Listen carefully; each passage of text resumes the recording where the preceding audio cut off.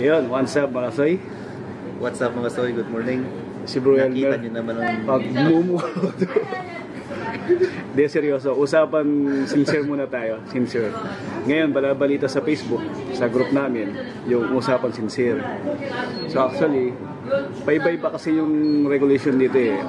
Minsan, dati nung naabutan ko dito, 30 pababa ang sincere. Ngayon, nung pagbalik ko dito sa Korea, naging 50 pababa. Ngayon, may good news na naman sa mga nanonood na hindi pa naniniwala na may sincere na 100 person na foreigner pababa. Ito yung ebidensya. kaya maniwala kayo. Kasama ko siya.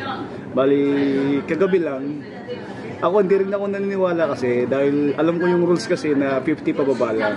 So, timing, nag-message kami sa company, nakausap ko yung guardian dun sa opisina, which is yung supervisor sa opisina na umawak sa amin sa foreigner. Yun nga, sinabi sa amin na nag-iba daw yung rules na naging 100 below na pwedeng mag-sincere na diretso ka lang sa company na first timer. Kumbaga, first timer yung bagong dating lang dito sa Korea, same company within 4 years, 10 months. So, ito yung kasama namin na ano. Bro, anong reaction mo dun sa ano? Sa totoo lang, Kwento mo paano nangyari yung approach ka.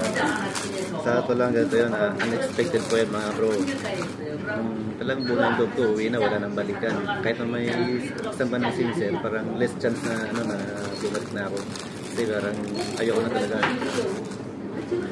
Nung nag-report ako sa opisina, sabi nila, gusto mong mas-sincere, gano'n. Tapos speechless talaga ako, nakagulat eh. Kasi di naman talagang, sino pa naman nakakalan doon mangyayari. Kasi inasahan ko, wala talaga. Kasi malaking company natin. Kasi kumpanya namin, about 50 kami, halos almost 60 yata tayo bro, no? 60. Same company namin, paggawa siya ng wallpaper, siguro nasa top 10 o top 5 siya, ang company dito sa Korea. 60 siguro 70, pero kung kasama yung mga sa opisina, maka 70 plus siguro. Ang dami, diba? Madami. So yun nga, naging ano, tsaka ang ano dyan, meron pa kaming isa na umaasa din, na totoo naman, ito, kilala yun, si Snow, papunta na siya doon, si Snow White. Puting-puti, oh. Puti-puti. Ah.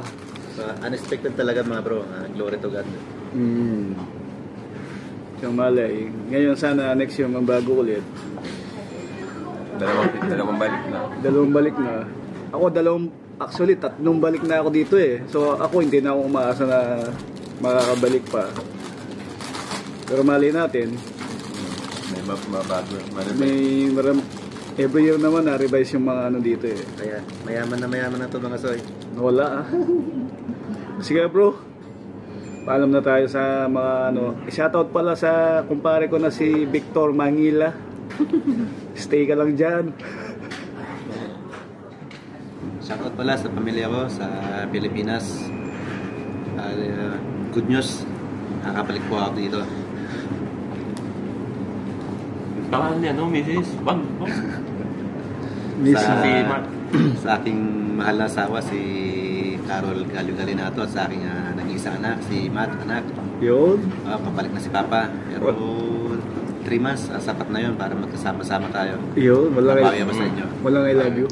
Love you. Yun.